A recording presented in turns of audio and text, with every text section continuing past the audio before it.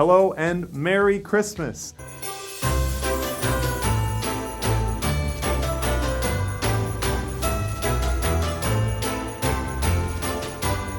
Welcome back to our special Christmas show as we celebrate the birth of our Savior. I'm Father Stephen Logue, chaplain of Lancaster Catholic and the host of the Campus Ministry Show. And I wanted to talk today a little bit about why Christmas is when it is.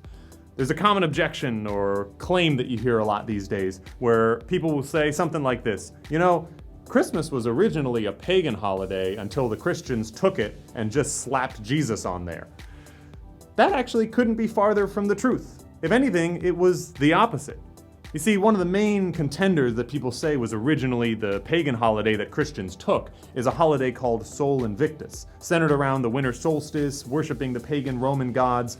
But the funny thing is, the earliest records we have of any sort of pagan celebration like Sol Invictus in Roman history around the time of Christmas actually come from after Christians were already celebrating Christmas on December 25th. So if anything, the pagans tried to take the Christian holiday and make it their own. Now, where did we get Christmas if it didn't come from Sol Invictus or one of these other things? And that's where the story, I think, is really fascinating. See, we have no real idea when Christmas actually happened. We don't have records that tell us the date or exactly what time of year it was or even the season really. We can make some guesses, but what we do know with a lot of accuracy is when Jesus died. We know that he died right around the time of the Passover. We know that he died right before the Feast of Sheaves, and he resurrected on that feast, which is right at the beginning of the growing season. So all of these things can narrow us in exactly on when he died, or at least a real tight range. Now, there was this ancient belief among Jewish people and early Christians that a prophet would die on the same day that he was conceived.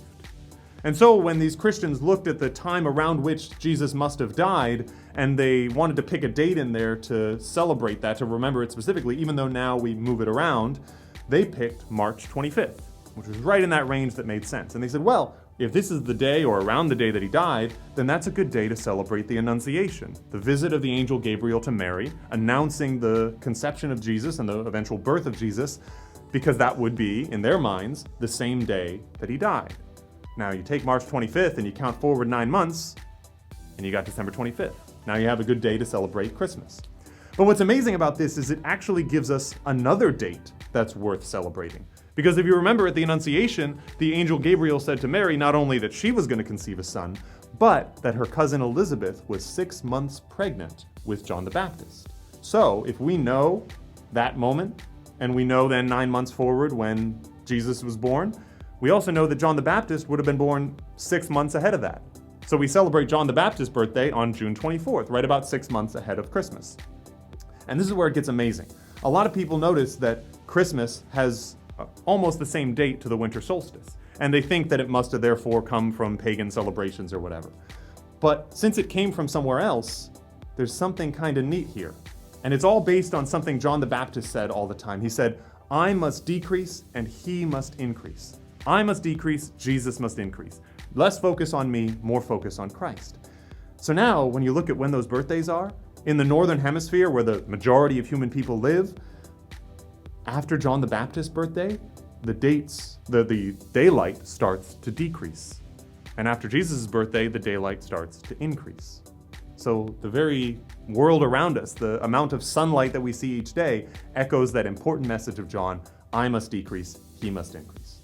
So I hope you all have a very Merry Christmas from everyone here at Lancaster Catholic and the Campus Ministry Show.